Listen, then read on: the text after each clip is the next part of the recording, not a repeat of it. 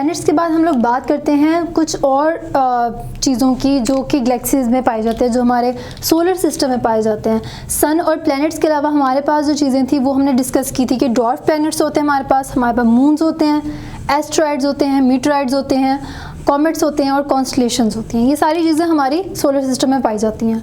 तो अगर हम देखा जाए तो ड्वार्फ प्लैनेट्स क्या होते हैं, तो ये भी प्लैनेट्स की ही किस्म होती है। जब हमने बात की थी कि जो हमारे प्लैनेट्स थे उसमें प्लूटो जो था वो हमने निकाल दिया था from the category of planets. हमने कहा था कि ये डॉर्फ प्लैनेट है, वो हमने ये तो कह दिया था कि 9 प्लैनेट्स में से एक प्लैनेट निकल गया, लेकिन उसके निकलने के नतीजे में हमारे पास क्या हुआ कि हमारे पास एक नई कैटेगरी सामने आई जिसे हम डॉर्फ प्लैनेट्स बोलते थे। और वो सिर्फ एक प्लूटो नहीं था, उसके अलावा भी हमें 4 मिले। तो ये टोटल 5 डॉर्फ प्लैनेट्स जो थे वो हमें मिले। अब इनमें और दूसरे प्लैनेट्स में क्या फ़र्क होता है कि ये होते उसी तरह के ही प्लैनेट्स होते हैं, लेकिन इनमें क्या होता है कि इनकी जो नेबरहुड है वो बहुत ज़्यादा डिस्टिंक्ट नहीं होती है। इनकी नेबरहुड किस तरह की है वो हम नहीं बता पाते हैं। दूसरा ये होता है कि ये कोई सैटेलाइट नहीं होते, ये होते ही प्लैनेट हैं और ये सन के ही ऑर्बिट में जो है वो रिवॉल्व करते हैं। बस इनमें ये होता है कि इनका जो ग्रेविटेशनल पुल है वो इतना ज़्यादा नहीं होता जितना दूसरे प्लैनेट्स का होता है। इसका ग्रेविटेशनल पुल बस मतलब इतना सफिशेंट होता है कि वो एक इक्विलिब्रियम रख सकती है दूसरे प्लैनेट्स से या दूसरी हैवी बॉडीज़ के लिए। इसका साइज़ भी बहुत छोटा होता है बाकी प्लैनेट्स की निस्बत, तो इसलिए इसको डॉर्फ प्लैनेट, डॉर्फ का मतलब हमने देखा था कि डॉर्फ का मतलब होता है बोना, तो ये छोटे छोटे बोने प्लैनेट्स हैं हमारे पास। इनका ग्रेविटेशनल पुल भी बहुत कम होता है, साइज़ भी बहुत कम होता है और इनके कोई नेबरहुड जो है वो डिस्टिंक्ट नहीं होता। इसमें जो हमारे पास आ जाते हैं उसमें एक तो प्लूटो जो कि प्लैनेट्स की कैटेगरी से निकला था, दूसरा सेरेस, होमिया, मेक और एरिस, ये 5 हमारे पास डॉर्फ प्लैनेट थे जो अब तक हमें मिल चुके हैं। उसके बाद नेक्स्ट क्या आ जाता है हमारे पास मून। ये जितनी भी चीज़ें हैं ये सारी नोट्स में ही आ जाती हैं, यानी कि थोड़ा थोड़ा पूछ लेते हैं, इनके इतनी डिटेल वर्जन में नहीं पूछते हैं, तो इसलिए हम इनको थोड़ा थोड़ा सा बस डिस्कस करेंगे ताकि आपको आइडिया हो कि इनका कॉन्सेप्ट बेसिकली है क्या। मून की बात करते हैं कि मून एक हैवी बॉडी होती है गैलेक्सी में हमारे के जो प्लैनेट के अराउंड रिवॉल्व करती है। ये इसे हम मोस्टली हम इसको बोलते हैं सैटेलाइट।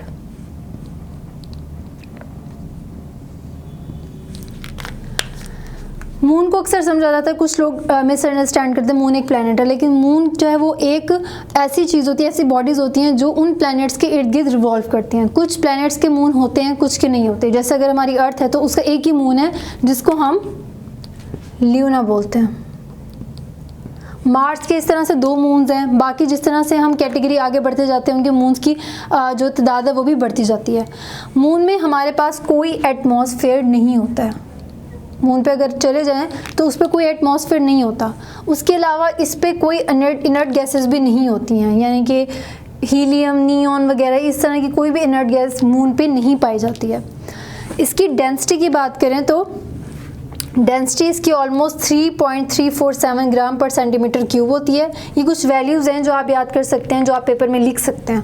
उसके अलावा डायमीटर की बात करें तो डायमीटर इसका 3475 किलोमीटर होता है। मैस इसका इतना होता है।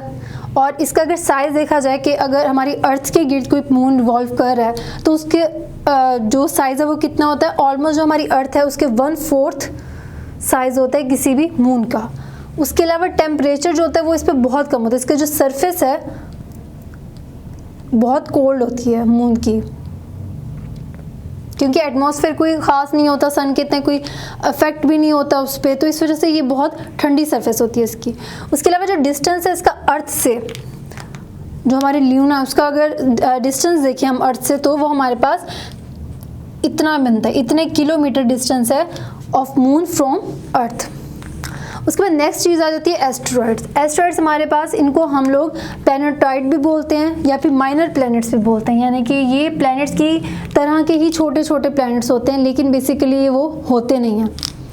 इनकी जो डायामीटर है वो ऑलमोस्ट 1000 किलोमीटर तक होता है। मैक्सिमम भी जाए तो 1000 किलोमीटर तक चला जाता है, वरना नहीं होता। जो अगर हम लोग देखें जो एस्टेरॉइड हमारे पास सीरस है, ये जो सीरस है ये भी एस्टेरॉइड की किस्म में ही गिना जाता है। इसका जो डायमीटर है वो भी 500 to 900 तक है। ये सबसे बड़ा एस्ट्रॉयड जो है वो गिना जाता है। उसके बाद एस्ट्रॉयड्स मूव किस तरह करते हैं, एक तो इनकी शेप जो होती है वो कोई इरेगुलर शेप नहीं होती कि राउंड है, एलिप्टिकल है, ये बिल्कुल इरेगुलर शेप में होते हैं। जिस तरह से कोई भी पत्थर आप देख सकते हैं तो दूर से ये किसी किस्म के पत्थर ही लग रहे होते हैं, एस्ट्रॉयड्स होते हैं, तो इनकी कोई रेगुलर शेप नहीं होती है। और ये किस ऑर्बिट में होते हैं, ये सन के गिर्द ऑर्बिट करते हैं, लेकिन किस ऑर्बिट में, मार्स और जुपिटर इनके ही बीच में जो ऑर्बिट होता है उसके गिर्द ये रिवॉल्व करते हैं अराउंड द सन। उसके बाद नॉन ल्यूनर होते हैं, यानी कि इनके कोई मून वगैरह नहीं होता है, तो इस वजह से इनको हम माइनर प्लैनेट्स बोलते हैं, लेकिन बेसिकली ये प्लैनेट्स नहीं होते हैं। उसके बाद है मीटरॉइड्स। मीटरॉइड्स क्या है, ये निकले, इनका जो ओरिजिन, अगर ओरिजिन की बात करें तो ये एस्ट्रॉइड्स और कॉमेट्स इनसे ही ओरिजिनेट हुए होते हैं और मीटरॉइड्स। अब मीटरॉइड्स और मीटियोर्स इन दोनों में जो है लोग कंफ्यूज हो जाते हैं। इनमें फ़र्क क्या होता है कि मीटियोर जो होता है वो एक लाइट की एमिशन होती है, लाइट एक ग्लेयर आपको जो आसमान में नज़र आता है वो मीटियोर्स होता है, लेकिन उसके नतीजे में जब कोई स्टोनी जो ऑब्जेक्ट है वो जब ज़मीन पे आके लगता है तो उसको हम मीटरॉइड्स बोलते हैं। ये सिर्फ एक ग्लेयर होती है, ये एक ऑब्जेक्ट टाइप नहीं होता, इससे आपको ग्लेयर नज़र आएगी जब आप दूर आसमान में देखते हैं, क्योंकि ये बहुत स्मॉल बॉडी होती है, इस तरह नहीं दिखती। लेकिन जब ये अर्थ को हिट करती है तो हमारे पास जो लाइट है वो एमिट होती है। जो लाइट का एक फिनोमिना आपको दिखता है वो तब होता है जब मीटियोर्स आपको देखते हैं कि जो है वो मूव करती नज़र आ रही होगी आपको आसमान में।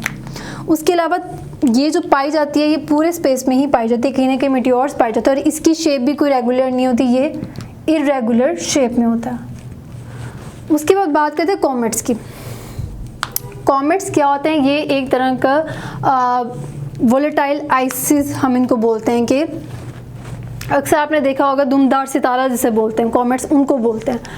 ये 3 चीज़ों से मिलके बनता है, एक तो इसका न्यूक्लियस होता है, ठीक है, उसके बाद इसके इर्द गिर्द एक होता है इसका एटमॉस्फेयर सा जिसे हम कॉमा बोलते हैं, उसके बाद इसकी एक टेल होती है, जब ये मूव करता है कि एक जो फिनोमिना होता है वो बाद में डिस्कस करते हैं, ये मूव करता है तो इसकी टेल बन जाती हैं, इस तरह से ये कॉमेट पाया जाता है। तो ये बेसिकली जो मिलके बनता है वो वोलेटाइल आइसिस से मिलके बनता है, इसकी जो फॉर्मेशन होती है। तो उससे होता है कि जब ये सन के करीब जाता है कॉमेट तो वो वोलेटाइल आइसिस जो होती हैं वो सब्लिमेट हो जाती हैं। सब्लिमेट का मतलब है कोई भी चीज़ डायरेक्ट सॉलिड फॉर्म से गैसियस फॉर्म में जब जाए तो उसको सब्लिमेशन कहते हैं। तो वोलेटाइल आइसिस जो होती हैं वो जैसे ही सन के करीब जाते हैं उनके टेम्परेचर की वजह से, उसकी हीट की वजह से ये सब्लिमेट होना शुरू हो जाती हैं, और उस सब्लिमेशन की वजह से प्रोड्यूस होती हैं गैसेस और डस्ट वगैरह, ठीक है। और ये किस तरह की फॉर्म में होते हैं, हम सपोज कर सकते हैं वाटर वेपर्स या फिर कार्बन डाइऑक्साइड, इस तरह की गैसेस और डस्ट जो होती हैं उनसे मिलके ये एक एटमॉस्फेयर से बना देती हैं जिसे हम कोमा बोलते हैं। और ये किसके गिर्द बनाते हैं, कॉमेट अपने ही न्यूक्लियस के गिर्द। न्यूक्लियस में जो होता है वो सॉलिड सरफेस होती है और लिक्विड, उसमें वेपर्स भी होते हैं, डस्ट होते हैं, गैसेस होती हैं। तो ये न्यूक्लियस के इर्द गिर्द अपना यहाँ पे ये कॉमा सा बना देती हैं। इस कॉमा में हमारे पास गैसेस भी होती हैं और डस्ट भी होती है। उसके अलावा इन चीज़ों के अलावा जब ये सब्लिमेट होता है तो ये साथ में 2 टेल्स भी बना देता है हमारे पास। इस पर हमारे पास 2 टेल्स बनती हैं, एक जो होती है वो होती है आयनाइज्ड गैसेस की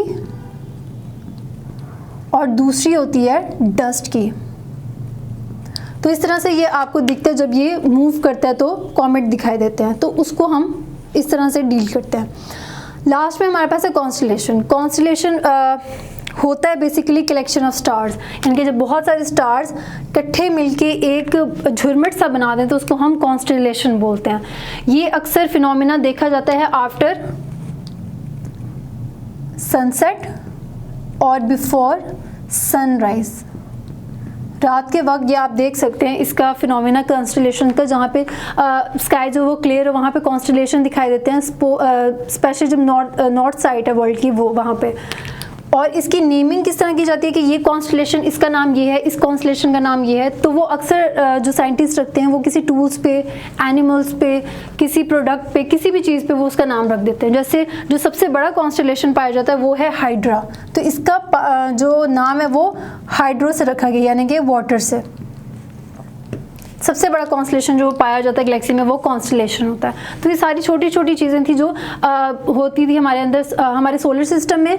हमने सन डिस्कस किया, प्लैनेट डिस्कस किए, उसके बाद ये छोटी छोटी चीज़ें जो हमारी गैलेक्सी में और भी पाई जाती हैं। तो ये सारी चीज़ें उनकी चीज़ के बारे में थी।